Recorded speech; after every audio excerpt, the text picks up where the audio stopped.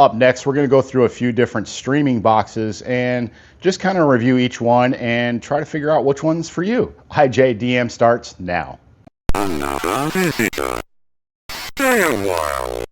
Stay forever. This video came about just because I always see these things separate. I never see them all on one big, platter like this, table, whatever.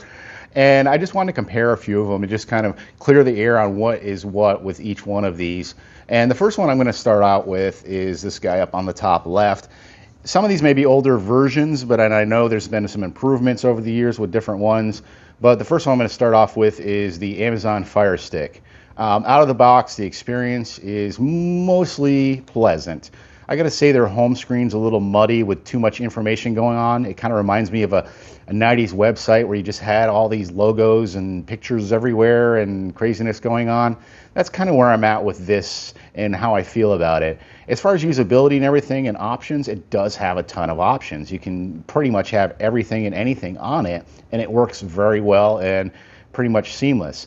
But the Amazon Stick is definitely one to consider of many because it, out of the box, like I said, very, very easy to use, very easy to set up, so forth and so on. Screen a little muddy, like I said. The interface needs to be cleaned up. Next one is the Sling box that I recently reviewed a couple years later and how it was doing and holding up. This one's really held the task, and I think it's because they've been really refraining on too many updates to the actual OS of the system. And as a result, it's stayed quick and it's stayed nimble and it's very responsive. It's definitely a lot snappier and punchier than the Fire Stick or some other devices. But overall, this is a nice experience. You are limited to what you can put on here. There is the issue with having to sideload Hulu, but it's not a big deal.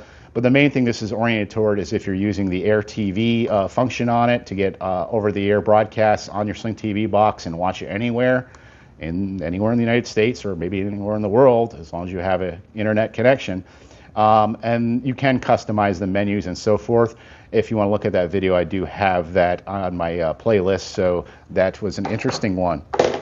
One I definitely approve and like, but it is getting up there in age. Next one I'm going to cover is the Zumo box. Kind of goes along the lines the same as the Sling TV box. Zumo is another one that suffers from the Amazon Fire craziness of just too much on the screen at once. Wish they would have a more cleaner interface. The Zumo box, as far as I'm concerned, a lot of this has been geared with Spectrum.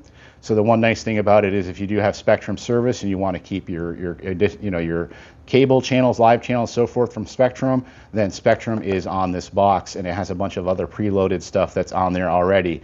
So you're kind of limited on the apps they give you, but they do give you a bundle with this. I mean, pretty much every one of the apps minus, a few. There's always one that's going to be missing from whatever box you're using. The remote is actually very nice to use and very easy to use, just like the Sling one. The Amazon one is the Amazon one. It's just like, it works. Plenty of buttons, just lacks the Spectrum button for some reason. They need to fix that issue on an upcoming release of the remote or whatever. Moving right on, we go to the infamous Apple TV. Yeah, okay. And all of these do have their different connectivities and stuff, your HDMI power, and some of these you can connect to the back of your TV. Some of them require a power, like the Zumo box requires an actual plug. You can use them either way, though, if you want to use the USB port on the back of your television. Apple TV, I got to say, over the years, I've been frustrated with some of the things they did, but it still maintains and still is one of the cleanest interfaces out of the box experience that you can get, especially if you know how to adjust your menus and get everything kind of where you like it. It's almost like having your iPhone or iPad right on the screen. And the interconnectivity between all Apple devices is bar none probably the best as far as when you switch from your phone to your MacBook to whatever, to your iPad, to your iPhone. That whole infrastructure is just built very solid. And this box being now probably about 5, 6, maybe even older than that years old, it's still holding its own. It's still very quick and fast. I don't have any issues with it whatsoever. And always a pleasure to use the interface on this. It's just nice and clean and just has all your icons there and just the upper part of the screen reserved for either quick function or suggested. I usually use the quick function because that's the way I like it. Can cable systems do approve of this box. I do know that. Again, I say Spectrum because they're in our area. Spectrum will work on this box and a bunch of other cable systems too. Most of them do support like DirecTV and some of these satellite slash streaming services as well. The remote that came with this one wasn't my favorite. I think they actually make one now that actually has the D-pad up top now, which was far better than this touch interface that really is hard to get used to. That was the only minus with this. But like I said, that's been fixed since. As far as money goes, and before I get to the last item, is kind of one versus the other.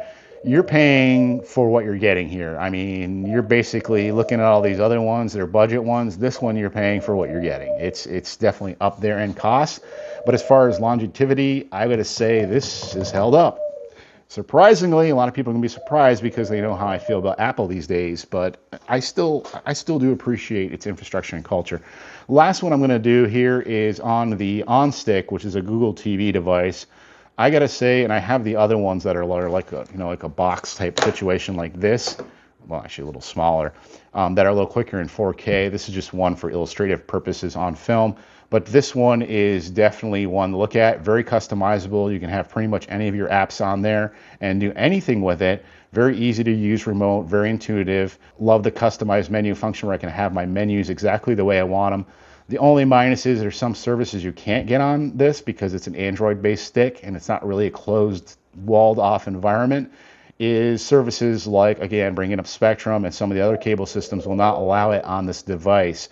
But there is a workaround. You can actually, if you're using a tablet or phone and have the app on your phone, you can project it to the stick, and then basically once it plays for a few seconds, then you can basically shut it off on your device and it keeps playing right on your stick or your box. So that's a nice function to have.